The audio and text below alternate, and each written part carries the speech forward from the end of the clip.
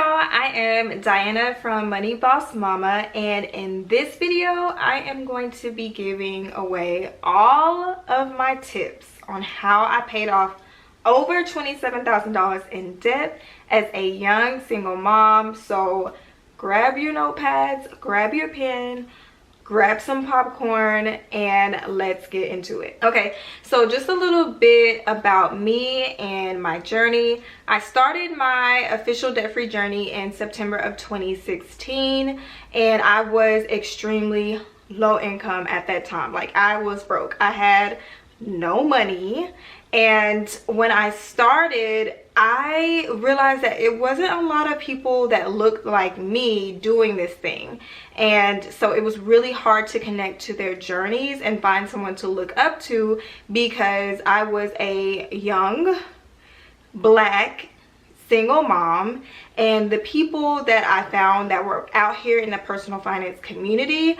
they were two income households. I was a one income household, and the payments that they were applying to their debts were literally more than my monthly income. I went through a lot of trial and error just to find what works for me, because some of the common money tips that you may come across, it did not really work for me and my situation. And I've always been like a bit of a rebel. I never really follow the rules, but I've been successful at it, because this year in 2020, I declare that I will be completely debt-free.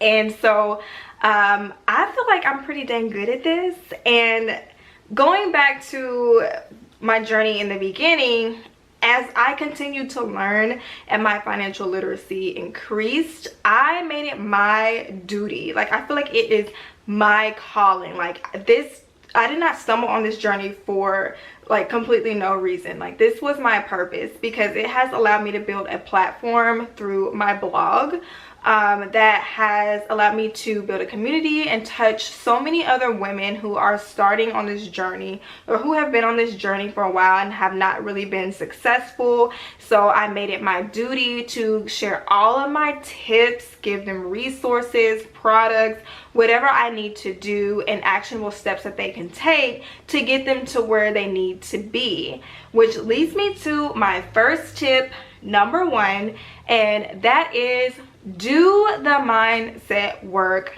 first. So I am big on mindsets, especially money mindsets, because this journey is going to be, it's not going to be easy. It's difficult, and it's going to be probably one of the hardest things that you have ever done. So if your mindset is not aligned with your goals, you are basically just wasting your time, because it's going to be really easy for you to get distracted, discouraged, and ultimately give up. And a lot of people who start on this journey, like, they give up because they have not built that foundation. Like, your mindset is like the foundation to a house.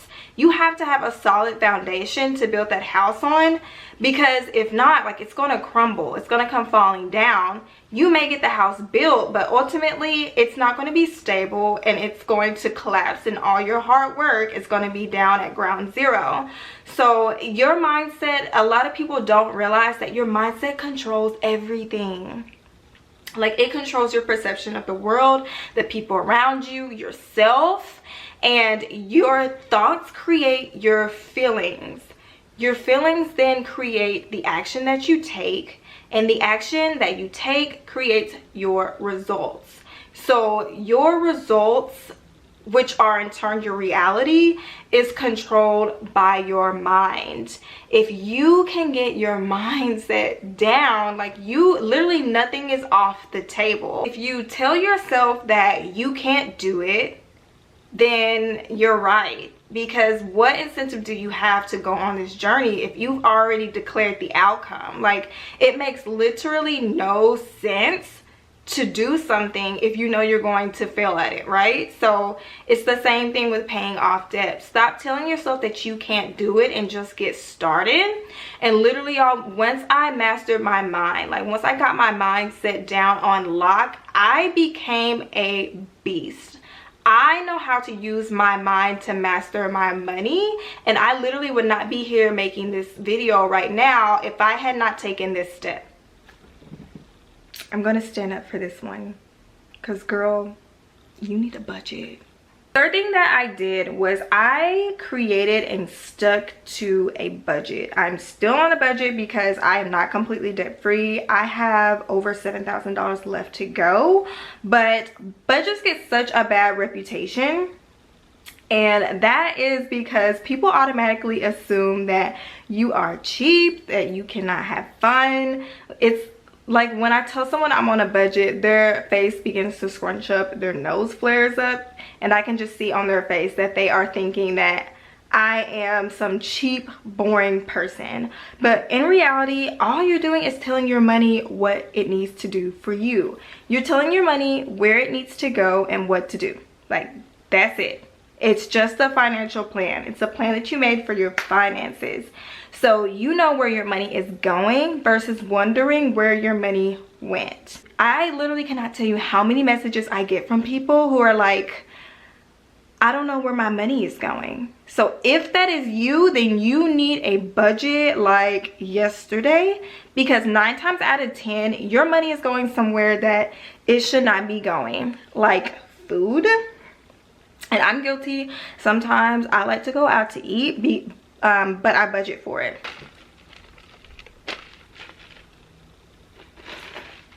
The good thing is, you may be surprised that you are not as broke as you thought you were. You just have terrible spending habits. And remember that your budget does not have to be restricting. So if you can comfortably afford a manicure and that fits well within your budget, then add it to your budget. You can do that because it is your budget. It's your own personalized spending plan, and there are really no rules to this. Now, when it comes to my budget, my values play a huge role, and it should play a huge role in your budget as well. Cut and reduce those expenses that add no value to your life in order to make room for those that do.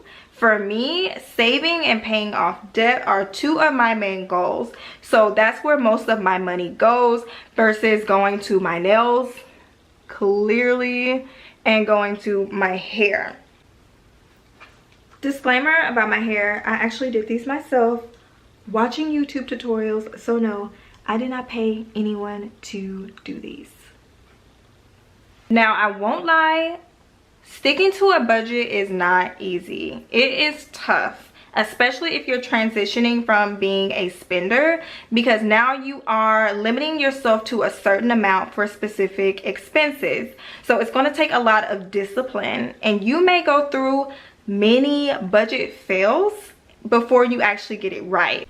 You may have to go through busted budget after busted budget, but don't get discouraged, especially if you are a beginner. This is helping you to create a better budget in the end. And also remember that a budget is never set in stone. Like, it should be a living and breathing document, because as your lifestyle changes and your income changes, your budget categories are going to be changing as well. The next thing that I did was continue to climb the ladder. Of course, the more money that you're making, the larger your debt payments are going to be able to be, and the faster you can pay off debt. Quick disclaimer, when I started my debt-free journey, I was considered low income, and it wasn't until late 2018 that I actually moved from that bracket. I busted my ass to get my degree. I worked 2 jobs while being a full-time college student up until I was 5 months pregnant with my daughter, because I knew that a degree would open a lot of opportunities and new doors for me, and I needed more money. So a week after my C-section, I actually went back to class. Do not recommend doing that. That is just me. I am crazy, and when I have my mind set on something, like, there is nothing anyone can do or say to me. It's going to get done by any means necessary. But I literally had my hospital bracelet on while I was sitting in class, because I delivered during finals, and nobody was going to stop me from completing that semester. my degree is actually in writing, and a lot of people, even me before I switched my major, because it was originally in biology, but they wanted too much and I was ready to graduate. But even me, like, writing is my passion. I've always been a writer, even since I was a child, but I really didn't think it was marketable. Excuse me. But I really didn't think it was marketable, but it wasn't really my thoughts. It was the thoughts of society telling me that this wasn't marketable because I wasn't going to be a doctor or a nurse. But once I actually quieted the thoughts of people around me and listened to my own, I knew that this was the route for me, and this was something that I was going to be passionate about. And with me, no one's going to tell me I can't do something, so I was dead set on finding a position using that degree, and I did. So just challenge yourself to continue learning, seek out opportunities, take on those projects that no one else wants to do. And true story, my degree was the thing that got me my interviews, but what landed me my last 2 writing positions was actually my blog. I knew that I did not have the experience to back up my degree. So the thing was basically like a piece of paper. That's how it looks to them if you don't have any experience in what you study. So I took it upon myself to create my own experience through my blog, and thank God that I did, because like it really won the people that were in the interview over, and I was able to gradually increase my income. But if you are someone that wants to stay within your current company, do the things that no one else wants to do in order to get your name out there. Take advantage of any development classes that they are offering. Be in competition with yourself to get better stats than you did last month. That was something that I did. I was always in competition with myself to be a better version of myself than I was before. And just basically anything that you can do to promote. Just be confident in your skills. Perfect your resume. Apply to those jobs that you are too afraid to apply to. Do not ever get comfortable in any position, not even just with your job, with anything in life, because that is a recipe for stagnancy, and we don't want to be stagnant. We want to continue learning, elevating ourselves, and making more money. The next thing that I did was side hustle. And a side hustle is basically anything that you do for extra money. It is not your main thing, it's your side piece, it's what you do on the side. And this can be anything from braiding hair to YouTube to selling clothes, etc. The list can go on and on. And with me, as I stated before, I've always been really good at writing. So whenever I was battling credit card debt, I knew that the money from my day job was just not going to cut it. It wasn't going to cut it. It was taking too long. Interest was eating up my little itty bitty payment. I could barely afford to pay over the minimum. So something had to give. I sat down one night and I asked myself, you know, what can I do to monetize my skills? During that time, a lot of people knew that I was good at writing, so they would they would ask me to help them with their writing. So I decided to monetize that. I became a freelance writer, writing for other people, and I made up to $400 extra per month. Like, when you are broke and you are a young mom, any little money is like you hit the lottery. And now I will be completely transparent. Most of the times it was not 400. That was the maximum that I've ever made. Most months were 200 to 300, but still that allowed me to pay off my credit card so much faster and do other things for, I just had my daughter at the time, do other things that I wasn't able to do, like buy her a birthday gift. But what I recommend doing is writing down your list of skills and what you like doing and what you're good at, and ask yourself, how can I monetize these things? The next thing that I did, which is so important, like this was a game changer for me, y'all, was to use large sums of money strategically. And I am talking about tax refunds, school checks, settlement checks. If you get in a wreck and you are cut a check, use it strategically, y'all, because this will put you ahead of the game. And if you are someone who is broke, like you are struggling year round, why in the hell, whenever you get a tax refund, would you go and blow it at the mall? Because in a few weeks or in a few months, you are just going to turn around and be broke again, but this time with an abundance of stuff. Whenever I was low income, like when I was in college, because if you've ever been in college, then you know, like, you are struggling, girl. You are on a ramen noodle budget. I would use my tax refunds and my school checks strategically. My car payment at that time was, no lie, it was the same amount as my part-time paycheck. And so to give myself some relief, I would pay up my bills, like my rent. I would pay that up, and I would also apply whatever was remaining, which was a couple thousand, to my car payment, because that was my focus at the time. It was taking up so much of my income. I needed to get that car paid off, and this allowed me to just go through the rest of the month knowing that, hey, my bills are paid, and I just knocked off a few months off of my car payment and my auto loan, so I was able to get ahead of the game that way. Today, I send mostly all of my extra money to debt, and this has allowed me to cut through the date of my debt-free journey and to up it. So this year in 2020, I should be all done, and I would not be able to say that if I did not use these large sums of money strategically. And if you are someone who, whenever you get a lot of money, you don't really know what to do with it, I came up with a 70-20-10 allocation method. So let's say that you are focusing on paying off debt.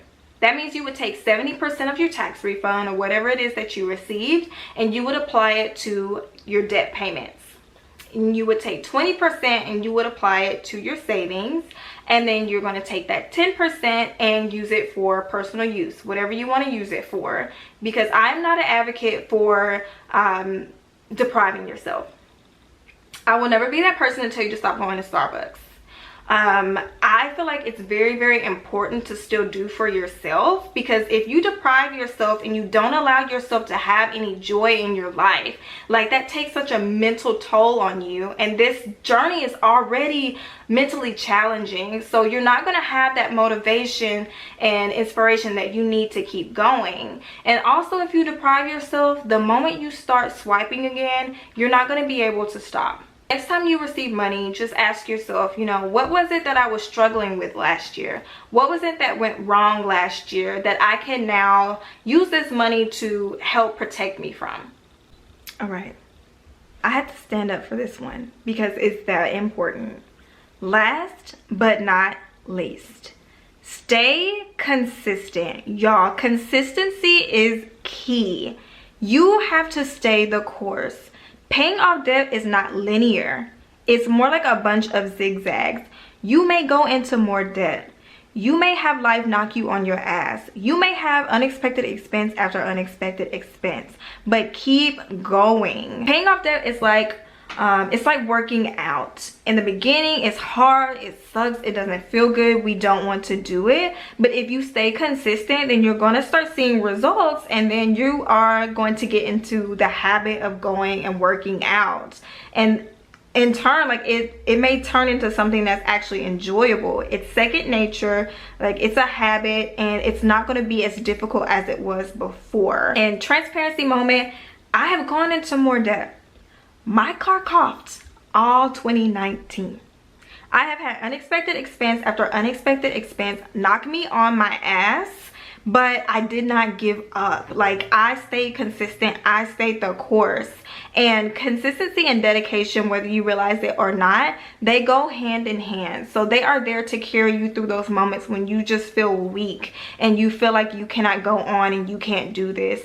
Whenever you're consistent, it's second nature. So you are just on autopilot, but you're still moving in the right direction. And I'm not going to sit here and lie and act like I've always been just super positive. No, there were times I was super stressed out and I was like, God, you know, why are you putting all of this on me? It's more than I can bear. But I had that second nature habit of being consistent, so I just stayed the course, and look how far it's got me. If you let life win, then you're just going to be stuck in that same position that you started in. And newsflash, your debt isn't going away. Like, whenever you get back to feeling strong mentally and come back to your situation, like, it's going to be there waiting for you at the door. It's not going away. No one's going to pay your debt for you. So you got to get on it. You got to get it together, and you got to get these balances knocked out. With paying off debt, you can take mini breaks. If something unexpected pops up and now you have to use your money elsewhere, that's completely fine. I have done that more times than once. But just remember that whenever you get those things settled and squared away, to get right back to your goals, because when you are consistent, then the end result is always going to be victory. So those were all of the things that I did, all of my not so secret tips for paying off over $27,000 in debt as a young Black single mom of 2 on a very moderate income. I will be making more videos just going into more detail about each of the tips that I talked about. But in the meantime, if you have any questions, let me know. Be sure to thumbs up this video, share with whoever you feel like would really benefit from these tips, and let me know how your debt-free journey is going.